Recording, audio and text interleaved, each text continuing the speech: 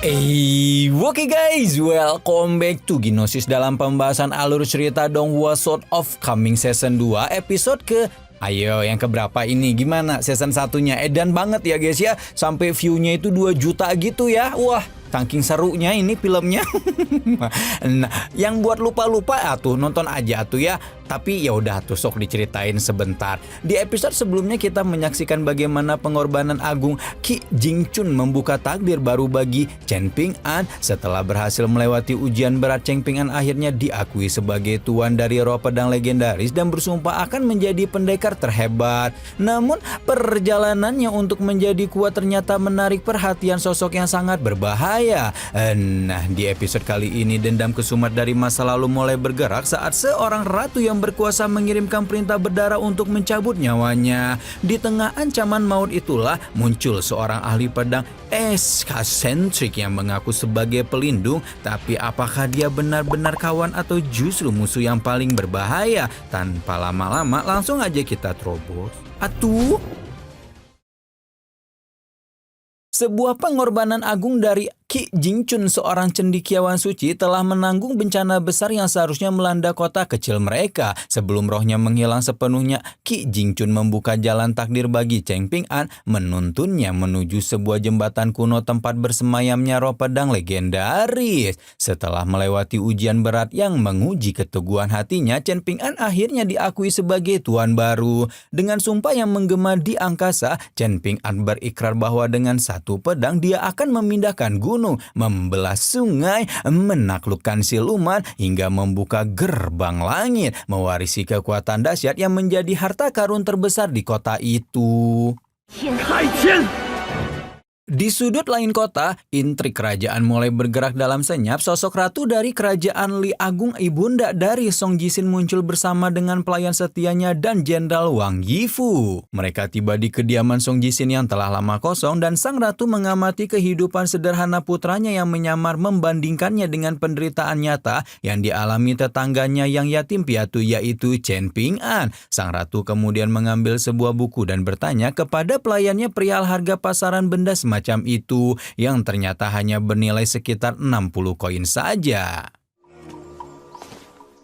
Rasa penasaran sang ratu tidak berhenti sampai di situ saja. Menggunakan beberapa lembar halaman dari sebuah kitab kuno pemberian keluarga Lu, Ratu Li Agung menemukan sebuah jimat talisman yang menyimpan sihir misterius. Dengan merapal mantra kuno tentang penyatuan surga dan bumi, sebuah portal magis membentuk bunga aprikot yang merekahlah terbuka di dinding. Seni supranatural ini begitu berbeda dan jauh lebih menarik dari mantra yang biasa ratu pelajari. Tanpa ragu, Ratu Li Agung melangkahkan kakinya memasuki portal tersebut yang ternyata terhubung langsung ke dalam rumah Chen Ping'an.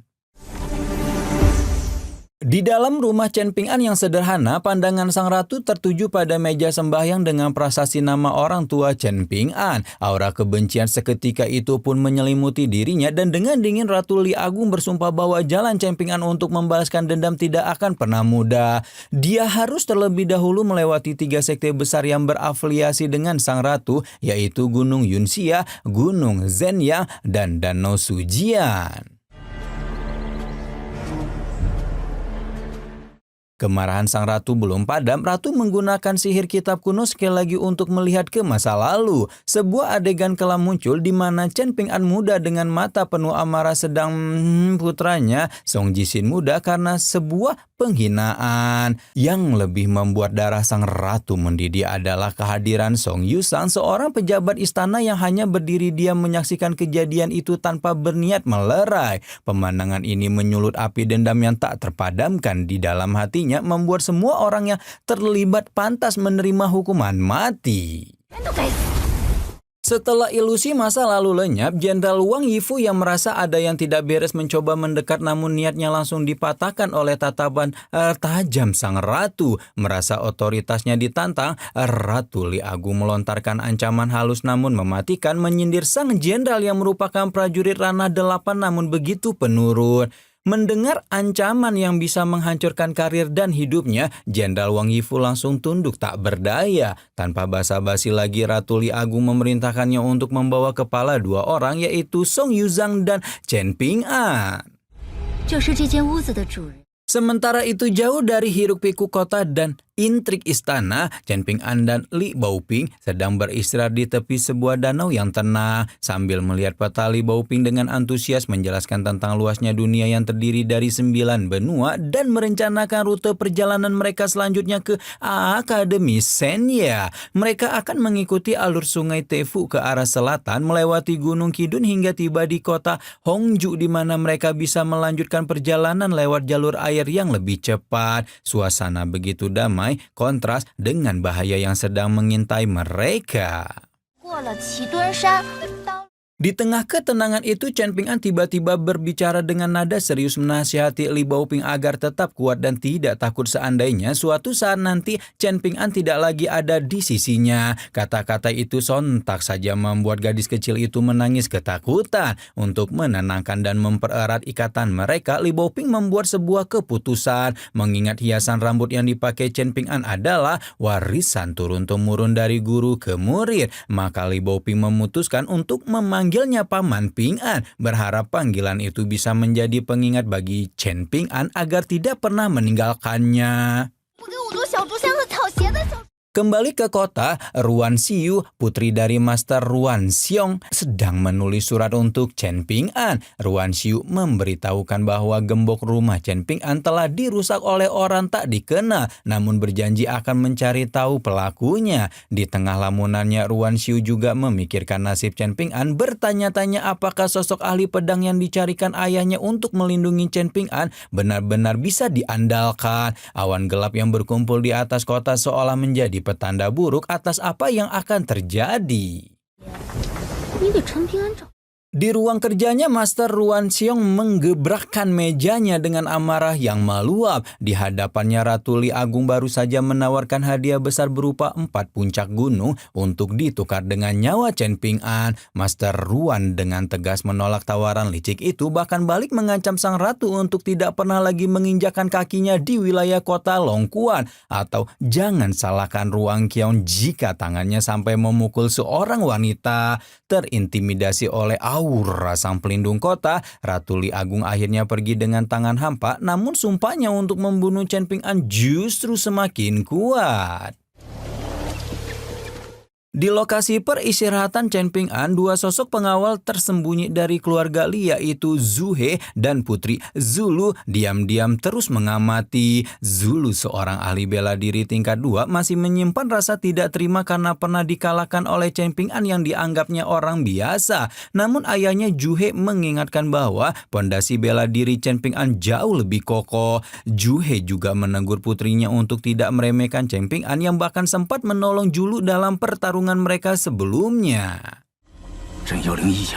Tiba-tiba, kabut tebal dan misterius menyelimuti area peristirahatan mereka, membuat Chen Ping'an segera waspada. Dari dalam kabut muncullah 2 sosok yang ternyata adalah teman sekolah Li Baoping, yaitu Li Huyai dan Lin Xiaoyi. Dengan napas terengah-engah mereka menyatakan akan ikut dalam perjalanan ke Akademi Senya, sekaligus melarikan diri dari seorang orang aneh yang terus mengikuti mereka dari belakang. Kehadiran mereka menambah keramaian dalam rombongan, sekaligus membawa aura misteri baru yang membuat Chen Ping'an semakin waspada.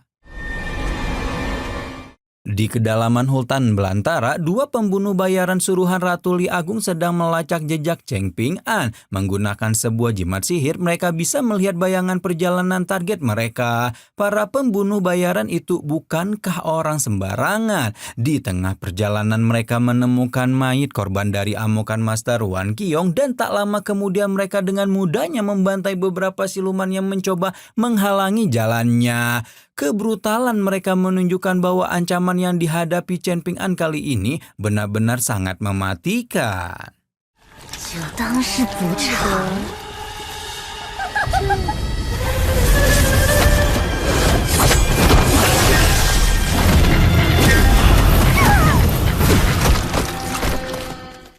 Sosok orang aneh yang ditakuti Li Huai dan Lin Xiaoyi akhirnya menampakkan diri. Dia adalah Aliang, seorang pria eksentrik yang menarik seekor keledai putih. Dengan gaya santai, Aliang memperkenalkan diri sebagai seorang ahli pedang yang diutus untuk mengawal rombongan hingga ke perbatasan Li Agu.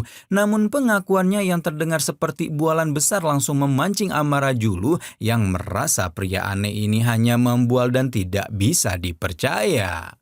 今天不把话说清楚， Tepat saat suasana memanas, aura kekuatan yang luar biasa dahsyat muncul entah dari mana. Master Wan Qiong tiba-tiba hadir di hadapan mereka semua untuk mengkonfrontasi Aliang. Setelah melempar Aliang ke sungai dengan satu hentakan energi, Master Wan menguji identitas Aliang dengan menanyakan apakah dia adalah Wei Jin dari kuil Feng Shui. Ketika Aliang menunjukkan isi labu araknya yang ternyata adalah sebuah labu penumbuh pedang, Master Wan langsung yakin dan merestui Aliang sebagai pelindung Chen Ping-an karena hanya ahli pedang terhebat yang bisa memiliki pusaka semacam itu. Dengan restu dari Master Wan, rombongan perjalanan pun resmi terbentuk. Chen Ping-an kini ditemani oleh Li Baoping, dua temannya yang super heboh Li Huai dan Lin Xiaoyi, serta sang ahli pedang misterius Aliang. Perjalanan mereka dilanjutkan dengan suasana yang lebih cair, diiringi canda tawa dari Li Huai yang terus menggoda Aliang serta bualan tingkat dewa dari Aliang tentang kehebatannya di masa lalu yang mampu melawan 10 Raja Iblis seorang diri. Meskipun terlihat konyol, kehadiran Aliang membawa rasa aman yang baru bagi rombongan kecil itu.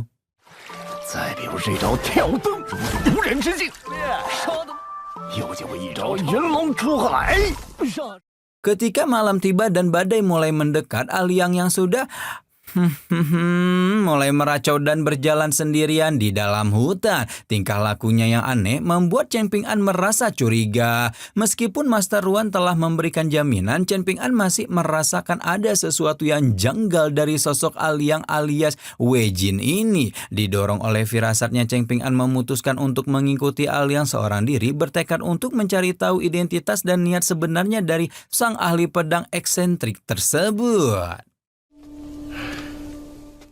Di tempat lain, di bawah guyuran hujan yang sama, Jenderal Wang Yifu tiba di kediaman Song Yujang. Pria malang itu sudah pasrah dengan nasib dan hanya meminta waktu untuk menghabiskan khomer terakhirnya. Di kejauhan, Ratu Li Agung menjelaskan kepada pelayannya alasan tentang sebenarnya Song Yuzhang harus mati. Bukan hanya karena dia membiarkan putranya diintimidasi, tetapi juga untuk membungkam selamanya rumor yang menyebar bahwa putranya Song Mu adalah anak haram hasil hubungannya dengan Song Yuzhang.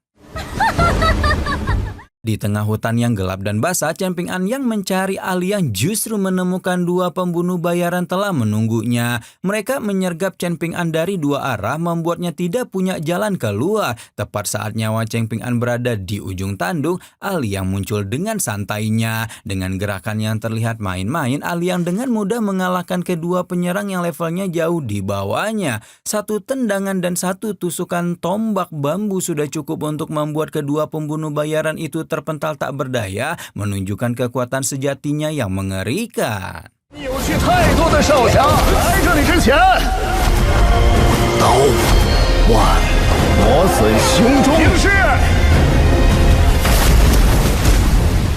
Setelah pertarungan usai, Aliang membacakan sebuah syair puitis tentang kesedihan seolah merayakan kemenangannya. Namun suasana heroik itu seketika sirna. Aliang berbalik menatap Chen Ping-an dengan tatapan dingin yang menusuk. Dan di saat yang bersamaan itulah kilas balik menunjukkan percakapan Aliang dengan master dari Ning Yao, di mana Aliang mengaku sedang mencari seorang pemuda yang mengambil sesuatu miliknya. Dengan nada datar, Aliang akhirnya mengungkapkan tujuan sebenarnya, yaitu dia datang untuk mengambil hiasan rambut pusaka yang selama ini dipakai oleh Chen Ping-an. 到底是谁？